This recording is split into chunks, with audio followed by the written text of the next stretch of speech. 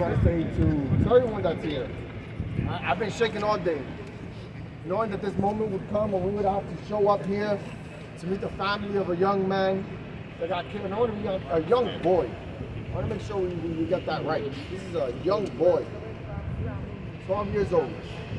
12 years old. I got a lot of love in my heart. A lot of love in my heart. The whole foundation of which I do my work is love. But it doesn't mean that you're not going to deal with heartbreak. And that heartbreak happens often in these types of situations, but it doesn't deter us. It doesn't. It just doesn't.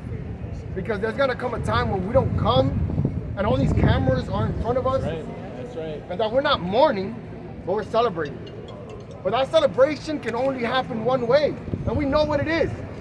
It's giving these young people great housing, have them live in dignity, good jobs, good high-paying jobs, a high-quality education. We know what it is. These rich, affluent neighborhoods don't have a lot of cops, but they got great housing. They got great education systems, great schools, beautiful transportation, 6-digit jobs. That's what they have. Do we have that here? We don't. But what we have a lot of is cops. We gotta have a different conversation. It's a different conversation. We gotta make sure that we're building a foundation set on love, the principle of love. We already know what we need to do. We gotta give crisis level love and energy and resources to a crisis level situation. And that is not what we do. That is not what we do. These CMS folks working out here every single day on the ground, peanuts is what we give them. No money. They do this with love in their heart because this is their community. It's about time we stop that, we give them the resources they need so that we don't need to be here this summer. I don't want to be here. None of us want to be here. We don't want to be here. And I wanted to keep it short, but I just want to let everyone here know. I want together. If we work together, we can come to a time when we're celebrating a year without a shooting. I believe we can do that. I actually believe it. And I'm going to work towards it. Parents need to shake down their children. That's what needs to happen. I just want to end by saying thank you.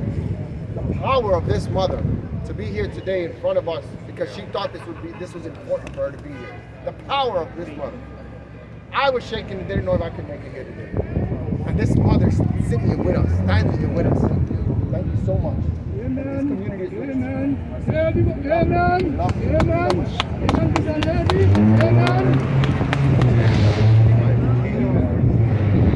And again, we got to just thank all the Cure Violence programs that are here. And the family of our individuals said parents need to shake down their children's rooms. We know who have guns, but we think it's okay and we stay silent. Silence is danger, because anything can happen.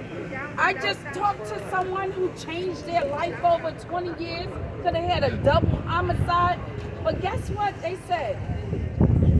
I went back and made amends with the family.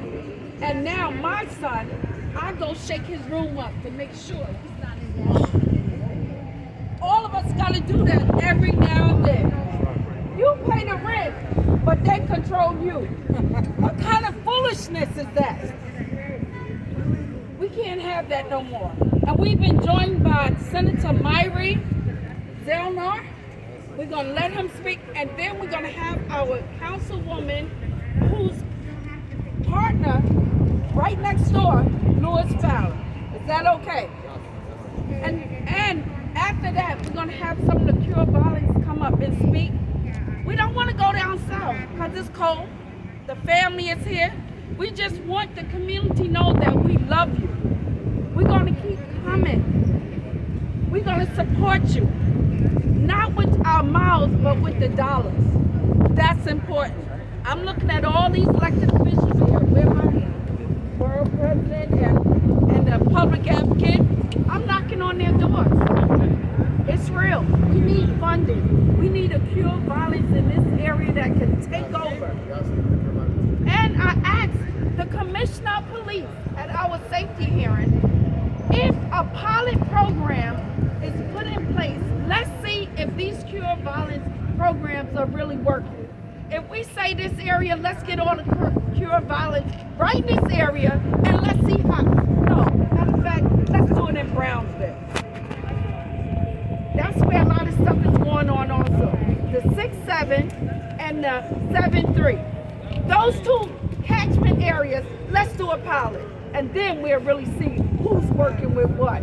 And I believe the cure violence is going to win. Senator Murray.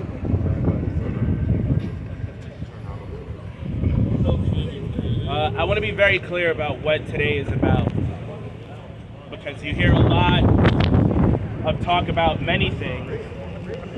Today is about change. Period.